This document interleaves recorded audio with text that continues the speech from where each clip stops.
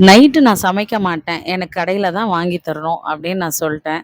சரி போறதே போறோம். கொஞ்சம் லாங் டிரைவா போயிட்டு வரலாம் அப்படின்னு சொல்லிட்டு அண்ணா நகர் தான் போயிருந்தோம். எப்பவுமே அண்ணா நகர்ல கார்த்திக் டிஃபன் சென்டர்ல தான் சாப்பிடுவோம். ஆனா இன்னைக்கு வேற ஒரு இடத்துல சும்மா ட்ரை பண்ணோங்க. இந்த சின்ன தோசை வந்து பார்த்தீங்கன்னா ரூ. 150ங்க.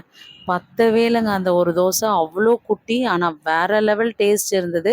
இது ஒரு கீ பொடி தோசை. ஆனா கண்டிப்பா அந்த ஒரு தோசை சின்ன குழந்தைங்களுக்கு கூட பத்தாது. ஏன் இவ்ளோ காஸ்ட்லியா வச்சிருக்காங்கன்னு தெரியல.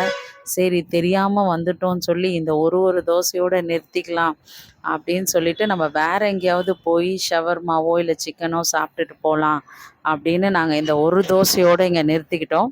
அதுக்கப்புறம் அப்படியே அண்ணா நகர்ல ஒரு ரவுண்ட் அடிச்சு பார்க்குறப்ப நேரா கிரேவுக்கு வண்டிய விடுங்க அப்படின்னு சொல்லிட்டு கிரேவ்ல தான் நாங்க சாப்பிட்டோம். சரி இங்க பர்கர், சிக்கன்லாம் வேற லெவல்ல இருக்கும்.